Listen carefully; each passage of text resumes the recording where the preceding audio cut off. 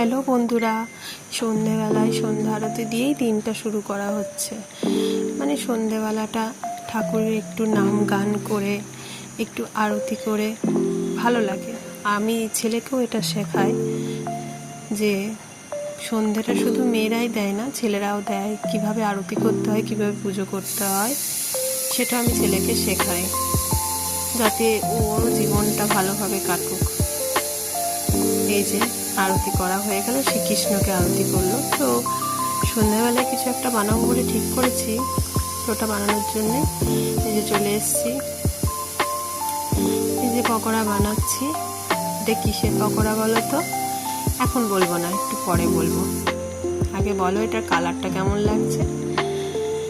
দেখতেই পাচ্ছ, একটা পকোড়া বানানো হচ্ছে।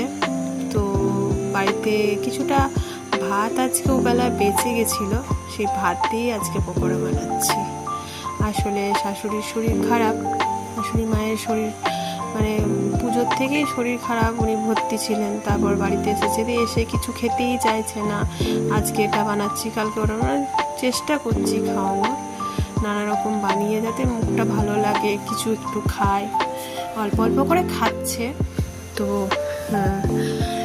লিকুইড জিনিসগুলোই খাচ্ছে, ভাত তো একদম ভক্তি নেই।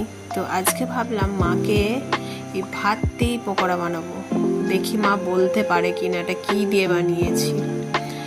তো আমি কিন্তু আমার শাশুড়ি মাকে তুমি আমি করেই বলি, কিন্তু অনেকে বুঝতে পারে না, ভাবে নিজেরই মা। অনেকে বলে এটা কি তোমার মা?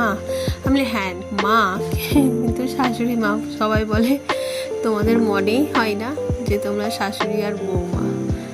মানে আমরা এইভাবে মিলেমিশে থাকতে ভালোবাসি, মা মেয়ের মতন। তো এটাই বানাচ্ছি, টিকিয়ার মতো এটা গড়ে নিচ্ছি। এটা অনেক কিছু দেওয়া হয়েছে, আর শুধু বাড়িতে বিট ছিল না, একটু বিট দিলে কালারটাও আরও ভালো আসতো। তো পকোড়াটা যখন বানিয়েছি কেউ বুঝতেই পারেনি আমি এটা ভাত দিয়ে বানিয়েছি। এই যে দেখো ফাইনাল লুক। এই যে প্রথমে হয়েছে, মাকে আগে খেতে দিয়েছিলাম যে সস দিয়ে, মা একটু টেস্ট করে দেখো কেমন হয়েছে। দেখো মা কি বলছে। মা বলো তো এটা কিসের পকোড়া বলো,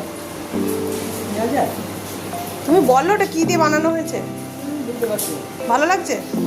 হ্যাঁ, খেতে কেমন হয়েছে বলো। হ্যাঁ